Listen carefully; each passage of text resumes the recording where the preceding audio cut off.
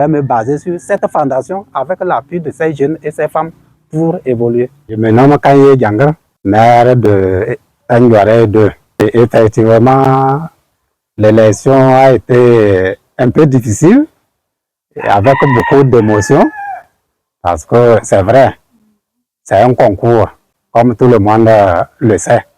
Et quand on va au concours, chacun va être premier.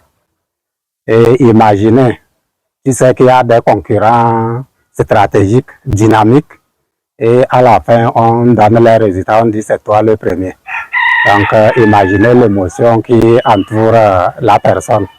Donc, ce jour a été très, très émotionnel pour moi. Premièrement, la réaction a été un peu frustrée. J'étais un peu frustré.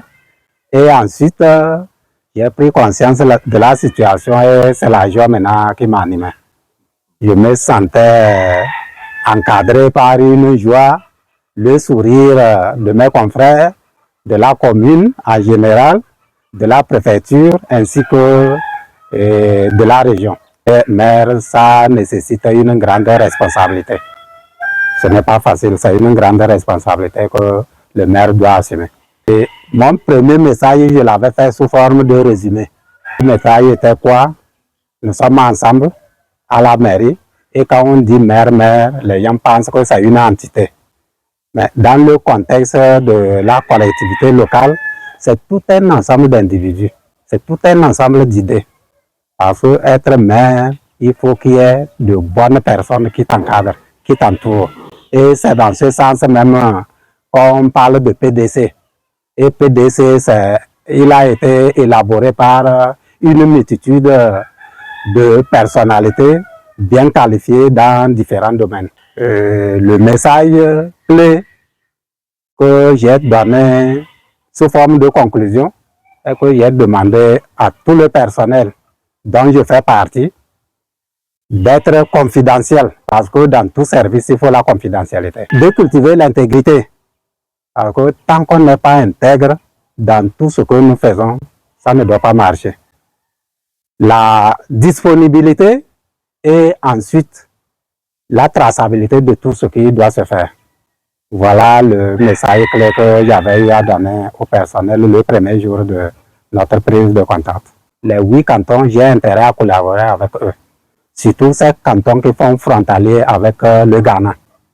Parce que quand on dit frontière, on comprend que c'est des zones de productivité financière, de productivité agricole, ainsi de suite. Et c'est dans ce sens même, quand on dit on veut installer la douane, on préfère que ce soit à la frontière. Donc il y a quand même une lourde tâche. Je dois cultiver cette collaboration afin que les chefs cantons et leur population aient confiance en moi.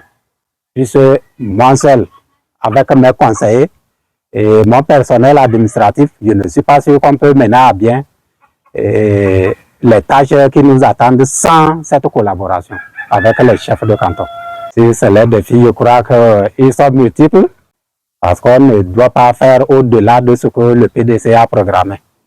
Donc, je dois essayer de suivre les grandes lignes de notre PDC et par rapport à ces grandes lignes, qu'est-ce qu'on peut faire immédiatement? Qu'est-ce qu'on peut faire à long terme?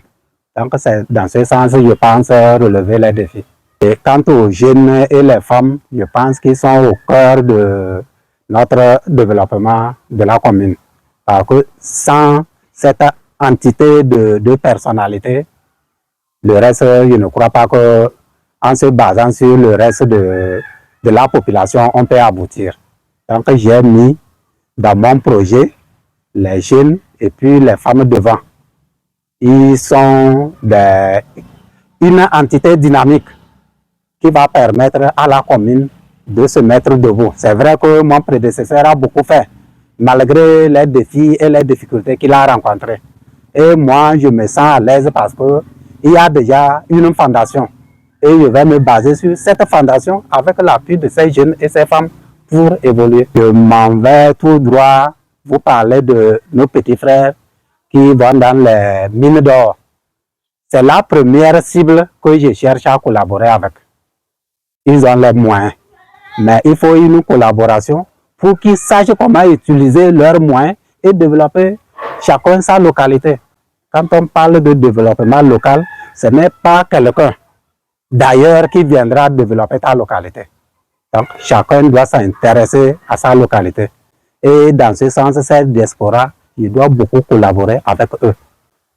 Et par rapport à chaque besoin, par rapport à chaque localité, la réalité qui s'y pose, c'est en ce sens, je dois aborder tout un chacun.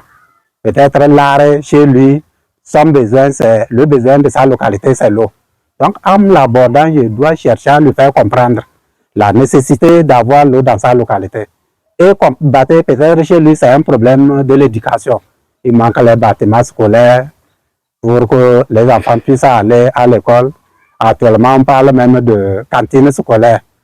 Pourquoi pas être natif d'une localité? Tu as les moyens.